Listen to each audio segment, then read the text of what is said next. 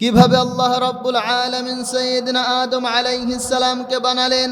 আল্লাহ রাব্বুল আলামিন ফেরেশতাদের মধ্যে আলোচনা করলেন, ফেরেশতাদের মধ্যে একটা বৈঠক করলেন, আর ওই বৈঠকে বললেন, আমি এই পৃথিবীতে আমার প্রতিনিধি পাঠাতে যাচ্ছি। কুরআনুল কারীমের 2 নম্বর সূরা সূরাতুল বাকারা এর 30 নম্বর আয়াতের মধ্যে রব্বুল আলামিন বললেন, وَإِذْ قَالَ رَبُّكَ لِلْمَلَائِكَةِ إِنِّي جَاعِلٌ فِي الْأَرْضِ خَلِيفَةً আল্লাহু আকবার। আল্লাহ রাব্বুল আলামিন বললেন, আমি এই পৃথিবীর মধ্যে আমার প্রতিনিধি পাঠাতে চাই। ফেরেশতারা এই কথা শুনে আপত্তি করলো আর বলল, গো আমাদের রব, আপনি কি এই পৃথিবীর মধ্যে তাদেরকে পাঠাতে যাচ্ছেন যারা এই পৃথিবীর মধ্যে যে দাঙ্গা হাঙ্গা সৃষ্টি করবে, ঝামেলা করবে, রক্তপাত করবে। ফেরেশতারা আল্লাহ রাব্বুল আলামিনের এই প্রস্তাবে কড়াভাবে আপত্তি জানালো। ফেরেশতারা তাদের কাছে যখন আল্লাহ তাআলা জিজ্ঞাসা করেছে, আমি তো পৃথিবীতে প্রতিনিধি পাঠাবো, আমি তো আদম আলাইহিস সালামকে বানাতে চাই, তোমাদের মতামত কি? ফেরেশতারা বলল যে, আপনি কি তাদেরকে পাঠাবেন যারা পৃথিবীতে যে দাঙ্গা হাঙ্গা সৃষ্টি করবে, রক্তপাত করবে, বিশৃঙ্খলা করবে? আল্লাহ রাব্বুল আলামিন এই কথা শুনে বললেন, ক্বালা ইন্নী আ'লামু মা লা তা'লামুন। আল্লাহ রাব্বুল আলামিন বললেন, ও ফেরেশতারা, যে কথা আমি জানি সে কথা কিন্তু তোমরা জানো না, যে বিষয়ে আমি জ্ঞান রাখি সে বিষয়ে তোমরা জ্ঞান রাখো না। অর্থাৎ আল্লাহ রাব্বুল আলামিন ফেরেশতাদের ওই প্রস্তাবকে সরাসরি নাকচ করে দিলেন। আর আল্লাহ রাব্বুল আলামিন সাইয়েদনা আদম আলাইহিস সালামকে বানানোর উদ্যোগ নিলেন। সুবহানাল্লাহ। এই যে আমরা যে পৃথিবীতে আসব, আল্লাহ রাব্বুল আলামিন ফেরেশতাদের ওই প্রস্তাবকে নাকচ করার মাধ্যমে আমরা যে পৃথিবীতে আসব, এই উদ্যোগটা শুরু হলো। পড়ি সুবহানাল্লাহ। আদম আলাইহিস সালামকে আল্লাহ রাব্বুল আলামিন একভাবে একত্রে করতে যে সরাসরি আদম আলাইহিস সালামকে বানান নাই। আদম আলাইহিস সালামকে আল্লাহ রাব্বুল আলামিন 6টা ধাপে বানিয়েছেন। কয়টা ধাপ? 6টা ধাপে বানালেন। আদম আলাইহিস সালামকে বানানোর জন্য প্রথমত মাটি নেওয়ার কাজ আল্লাহ রাব্বুল আলামিন সাইয়েদনা জিবরাইল আমিনকে দিলেন, আর বললেন, জিবরাইল যাও, পৃথিবীতে যাও, পৃথিবীতে যে আদম আলাইহিস সালামকে বানানোর জন্য মাটি নিয়ে আসো।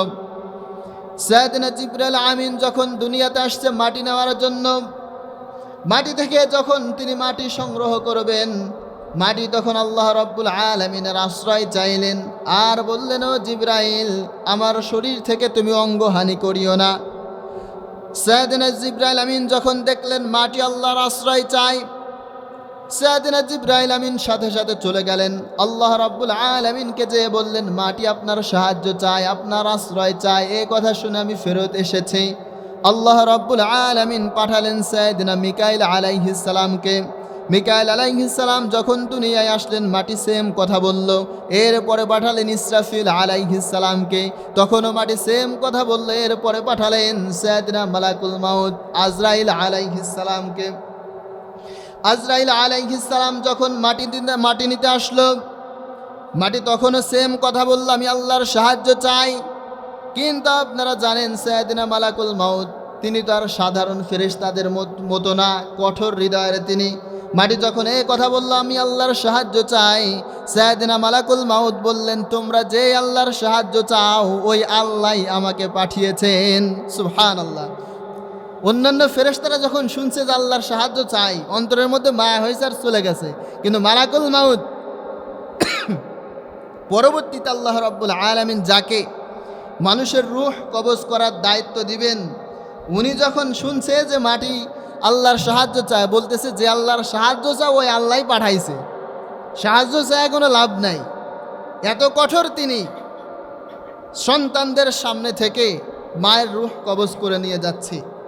যে মা তার সন্তানের জন্য এত কষ্ট করে, সে মায়ের কোল খালি করে সন্তানের রূহ কবজ করে নিয়ে যাচ্ছে। ভাই অন্য ভাইয়ের প্রতি যেই মায়া, যেই মমতা, সেই ভাইয়ের রূহ অন্য ভাইয়ের সামনে থেকে কবজ করে নিয়ে যাচ্ছে। এটা কি যেন তেন ব্যাপার? সাধারণ ব্যাপার এটা? এই বক্সটা এদিক ঘুরাই দাও তো, আমার দিক গলায় লাগতেছে। তো মালাকুল মাউত সে মাটি নিয়ে চলে গেল। অর্থাৎ আল্লাহ রাব্বুল আলামিন যে কাজটা অন্যান্য বড় বড় সমস্ত ফেরেশতাদের মধ্যে বড় হচ্ছে 4 জন, এই 4 জনের বাকি 3 জনকে দিয়ে করাতে পারে নাই। পরবর্তীতে মালাকুল মাউত এসে মাটি নিয়ে চলে গেছে। আল্লাহ রাব্বুল আলামিন এখানে একবারে 2টা পরীক্ষায় মালাকুল মাউত পাশ করছে। একটা হলো মাটি নিয়ে যাওয়ার পরীক্ষা, আর একটা হলো পরবর্তীতে রূহ কবজ করার দায়িত্ব কারে দিবে, ওইটা আল্লাহ রাব্বুল আলামিন বুঝে ফেলছেন যে এরে দিয়ে এই দায়িত্বটা দেওয়া যাবে। আদম আলাইহিস সালাম যখন মাটি নিয়ে চলে গেল, আদম আলাইহিস সাইয়েদনা মালাকুল মাউত যখন মাটি নিয়ে চলে গেল, একটা জায়গা থেকে তিনি মাটি সংগ্রহ করে নাই, সারা পৃথিবীর মধ্য থেকে বিভিন্ন জায়গা থেকে বিভিন্ন রকমের মাটি তিনি নিয়ে গেছেন। অর্থাৎ প্রথম অবস্থায় ওই মাটিটা ছিল ঝুরঝুরা মাটি, ধুলাবালু, যে কারণে আল্লাহ রাব্বুল আলামিন বলেছে খলাকনাহু মিন তুরাব, খলাকতাহু মিন তুরাব। মাটি, এই মাটির ব্যবহারের জন্য 2টা শব্দ ব্যবহার হয়, একটা হলো তিন আর একটা হলো তুরাব। আরবি সাহিত্য সম্পর্কে যাদের ধারণা আছে ওনারা বুঝতে পারবে, তুরাব অর্থ বোঝানো হয় ধুলা বালুর মাটি, আর তিন অর্থ বোঝানো হয় কাদাযুক্ত মাটি। আল্লাহ রাব্বুল আলামিন প্রথম ধাপে বললেন খলাকতাহু মিন তুরাব, অর্থাৎ সাইয়েদনা মালাকুল মাউত পৃথিবীর বিভিন্ন জায়গা থেকে ধুলা বালু সহকারে মাটি নিয়ে গেছিলেন। এই মাটিটা যখন নিয়ে গেল, আপনারা দেখবেন পৃথিবীর বিভিন্ন জায়গায় মানুষের বিভিন্ন ধরনের চেহারার আকৃতি হয়। আফ্রিকার বিভিন্ন জায়গায় মানুষের চেহারা হয় পরিপূর্ণ কালো, আবার মিডিল ইস্টের মানুষের চেহারা সুন্দর হয়, পশ্চিমা বিশ্বের কিছু মানুষের চেহারা হয় একেবারে ফ্যাকাশে, আর এই আমাদের মহাবিশ্বের এই এশিয়া মহাদেশের মানুষের চেহারা হয় বিভিন্ন রকমের। অর্থাৎ আদম আলাইহিস সালাম সারা পৃথিবীর মাটি নিয়েছিলেন, অর্থাৎ এই কারণেই পৃথিবীর বিভিন্ন জায়গায় মানুষের চেহারার আকৃতিও বিভিন্ন রকম হয়।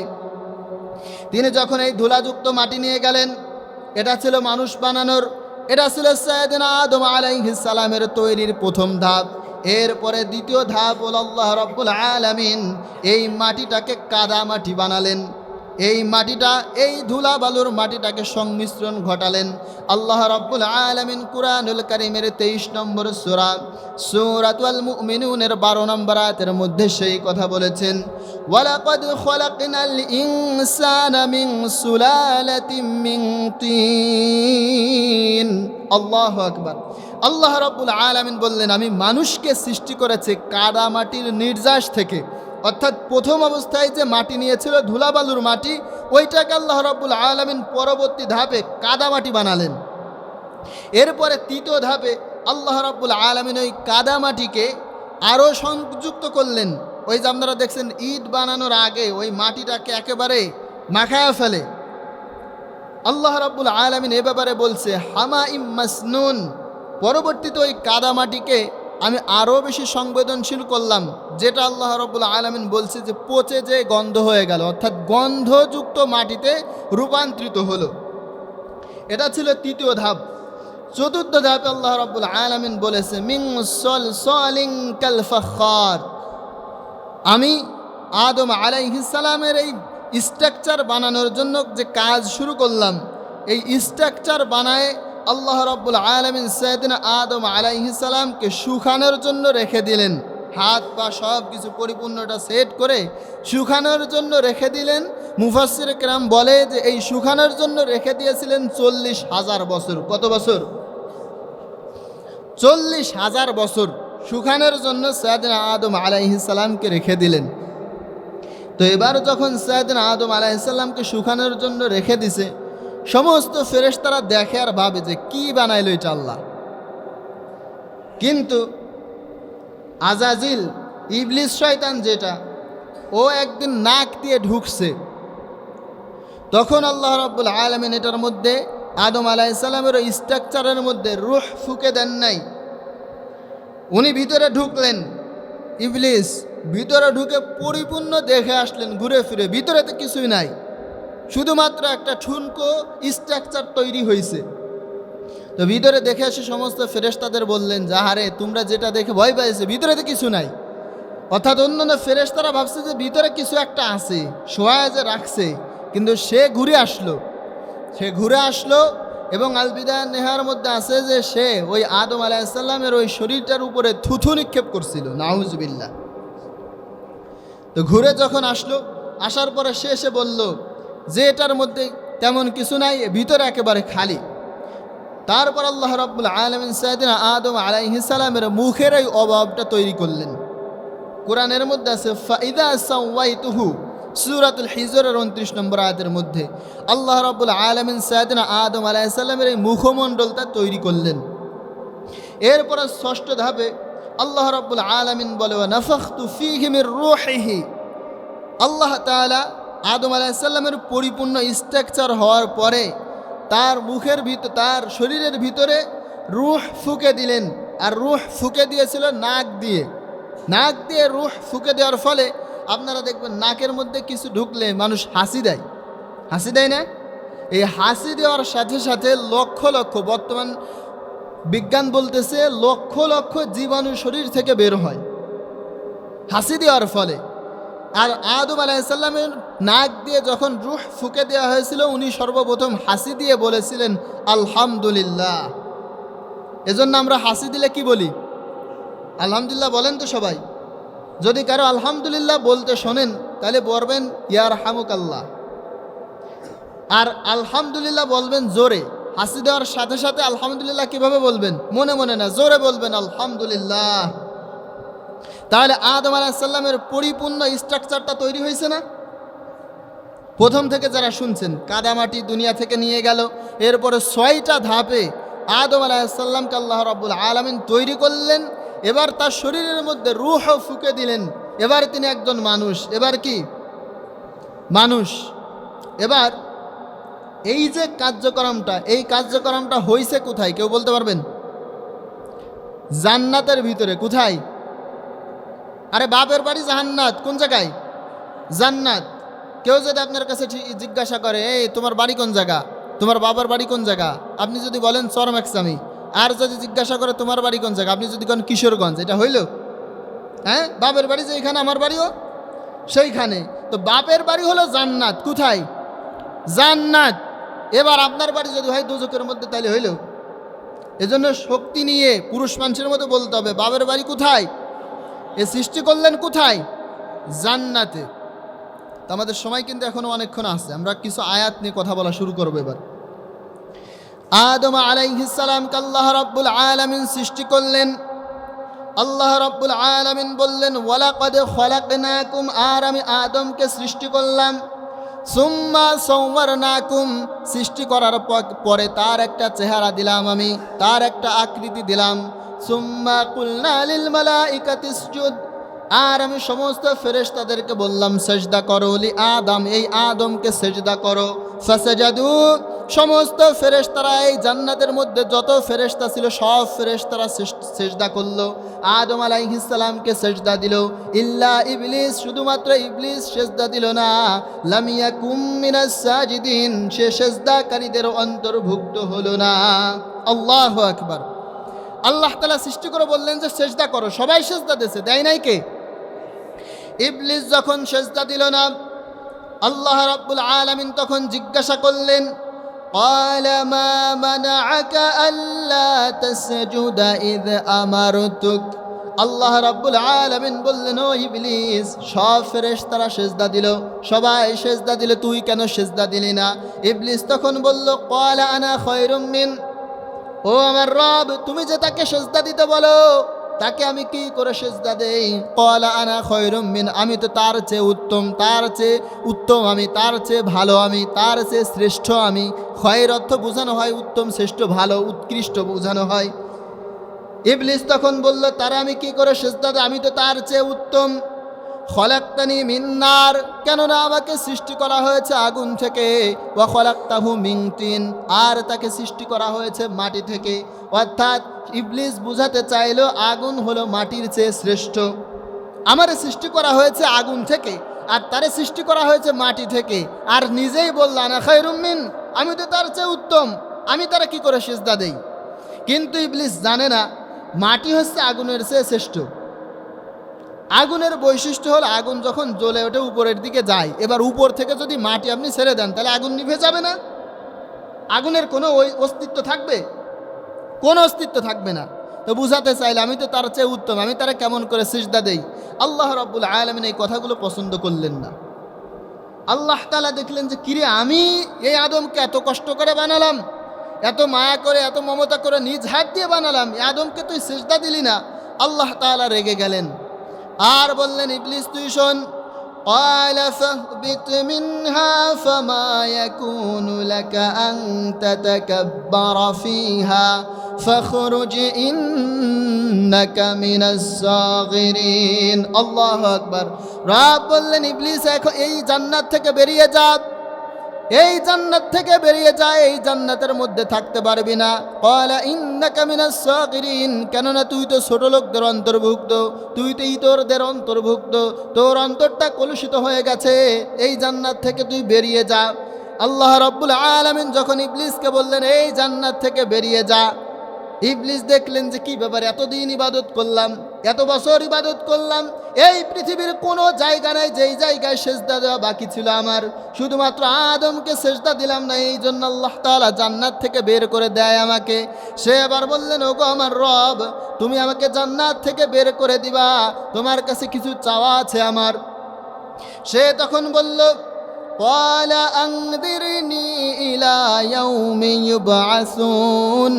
সে তখন বলল, ওগো আমার রব, তোমার কাছে কিছু চাওয়া আছে আমার, আর প্রথম চাওয়া হলো তুমি আমাকে কিয়ামতের দিন পর্যন্ত আমাকে অবকাশ দিয়ে দাও, অর্থাৎ কিয়ামতের এই দিন পর্যন্ত আমাকে হায়াত দিয়ে দাও।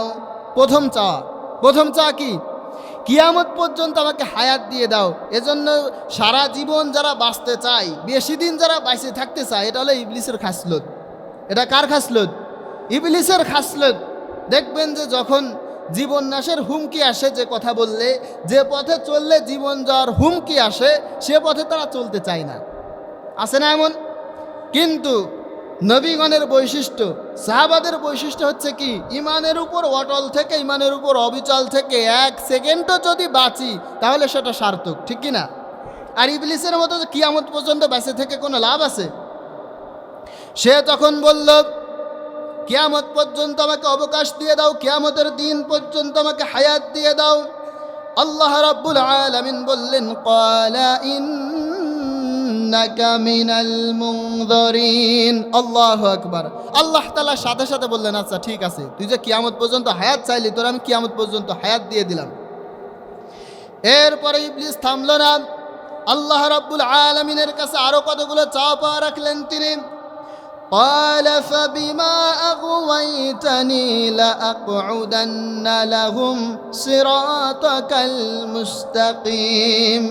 আল্লাহ রাব্বুল আলামিনকে এবার সে চ্যালেঞ্জ দিলেন আর বললেন, ও গো রব, যেই আদমের কারণে তুমি আমাকে জান্নাত থেকে বের করে দাও, তুমি শুনে রাখো, এই আদমের সন্তান যারা আসবে তাদের অধিকাংশকেই তুমি সিরাতাল মুস্তাকিমের পথে পাবে না। আল্লাহু আকবার। ও চ্যালেঞ্জ করলো যে আদমের কারণে জান্নাত থেকে চলে যায়, এই আদমের সন্তান যারা দুনিয়ায় আসবে, এদেরকে তুমি অধিকাংশকেই সিরাতাল মুস্তাকিমের পথে, সরল সঠিক পথ, এই পথের মধ্যে পাবে না। কেন পাবে না? সুম্মা লাআতিয়ান্নাহুম মিন বাইনি আইদিহিম ওয়া মিন খালফিহিম ওয়া আন আইমানিহিম ওয়া আন শামাইলিহিম ওয়া লা তাজিদু আকসারাহুম শাকিরিন। সে তখন বলল, এই কারণে তুমি তাদের অধিকাংশকে সিরাতাল মুস্তাকিমের পথে পাবে না, কেননা তাদের অধিকাংশকে আমি ধোঁকা দিব ডান দিক থেকে, তাদেরকে আমি ধোঁকা দিব বাম দিক থেকে, তাদেরকে আমি ধোঁকা দেব সামনে এবং পিছন দিক থেকে, তাদেরকে আমি ধোঁকা দিব উপর এবং নিচ থেকে। ওয়ালা তাজিদু আকসারাহুম শাকিরিন। এই কারণে তাদের অধিকাংশকেই তুমি তোমার শুকরগুজার বান্দা হিসাবে পাবে না। ইবলিস সে এই দুনিয়ার বনি আদম, যারা বনি আদম কারা? আমরা। বনি আদম কারা? আমরা। আমাদের সামনে থেকে, পিছন থেকে, ডান এবং বাম থেকে, উপর নিচ সব জায়গা থেকে ধোঁকা দিবে, যার ফলে ওয়ালা তাজিদু আকসারাহুম শাকিরিন, দুনিয়ার অধিকাংশ মানুষই আল্লাহর শুকরগুজার বান্দা হিসাবে আল্লাহ তাআলাকে বলতেছে আপনি পাবেন না।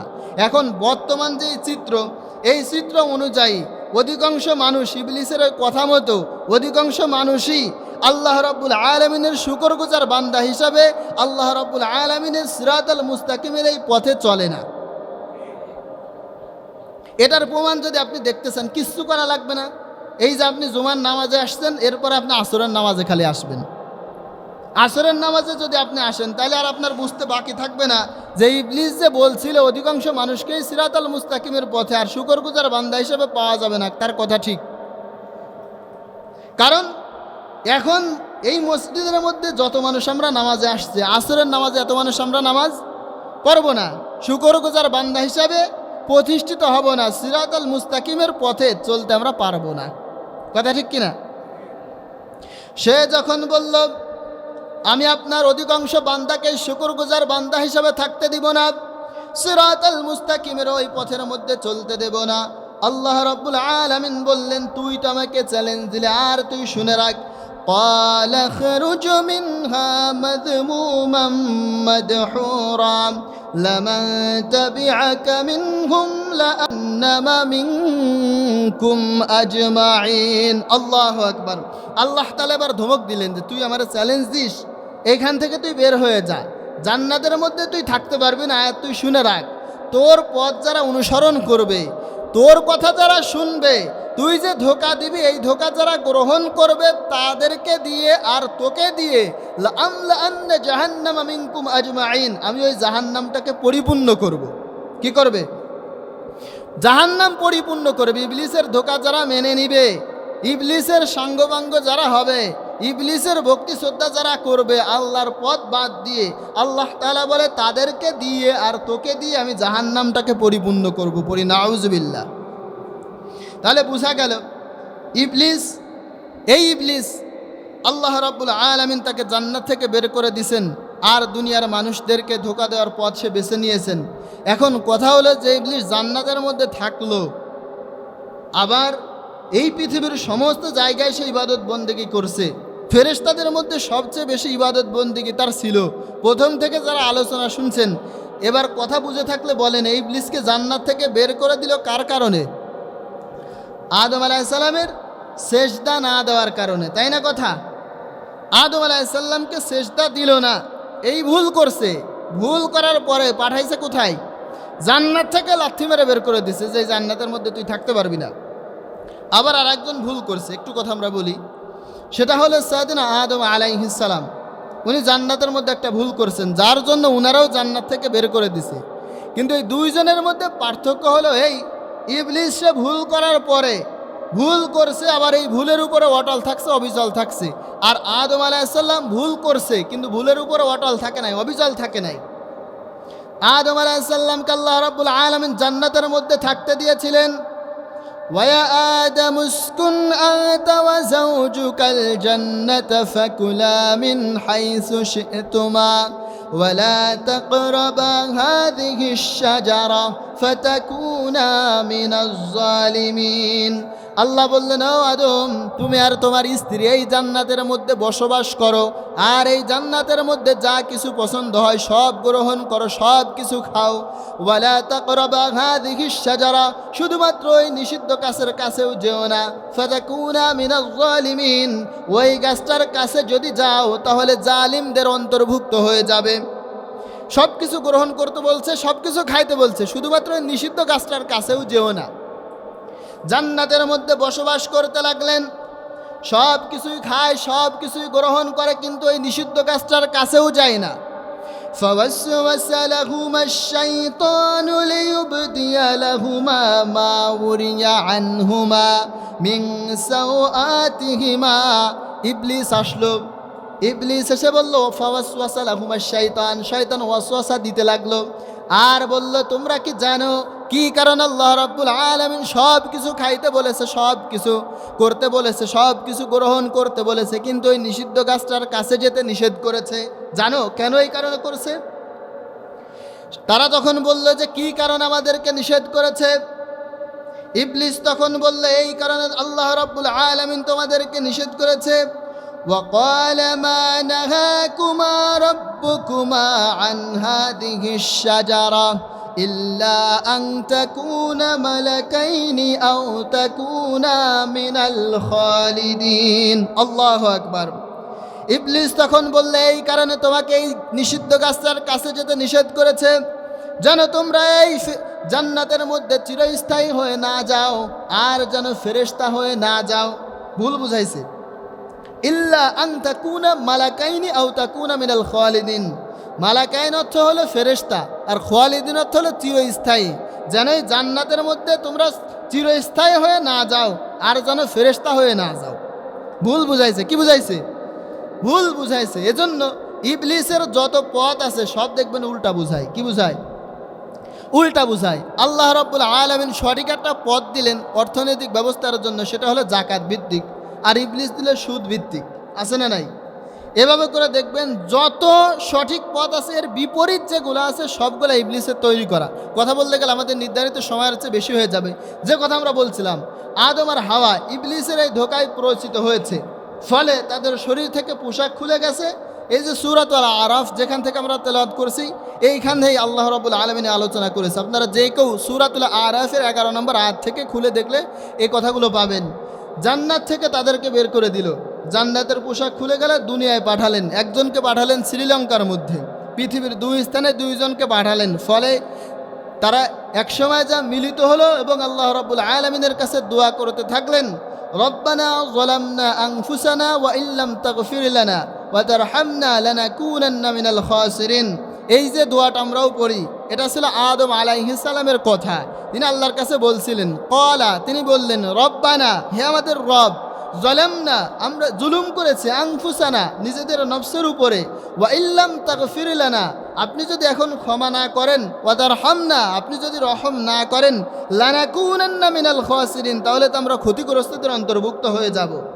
এই কথাগুলো বলে বলে যখন দোয়া করলেন, আমরা জানি বিভিন্ন তাফসিরের মধ্যে, ইতিহাসের বিভিন্ন কিতাবের মধ্যে, এমনকি আল বিদায়া নেহার মধ্যে এসেছে যে তাদের দোয়া কয়েক বছর পরে, 200 বছর, 400 বছর, বিভিন্ন মতামত আছে, আল্লাহ রাব্বুল আলামিন কবুল করেছিলেন। এ কথাকে আপনারা বুঝতে পারছেন? অর্থাৎ আদম আর হাওয়া ভুল করার পরে ক্ষমা চাইলেন কার কাছে? আর ইবলিস ভুল করার পরে ক্ষমা চাইছে। দুনিয়ার মধ্যে আমরা যারা বসবাস করি, আমাদের ভুল আছে না নাই? আমাদের জীবনে গুনাহ আছে না নাই? এখন এই গুনাহ থেকে যদি তাওবা করি তাহলে হবে আদম আলাইহিস সালামের বৈশিষ্ট্য, আর যদি ভুল করছি, গুনাহ করছি, এরপরে তাওবা না করি তাহলে হবে ইবলিসের বৈশিষ্ট্য। আমরা কার বৈশিষ্ট্য গ্রহণ করব? আদম আলাইহিস সালামের। আল্লাহ রাব্বুল আলামিন আমাদের সকলকে পরিপূর্ণ তাওবা করার তৌফিক দান করুক। আমরা বলছি আমিন।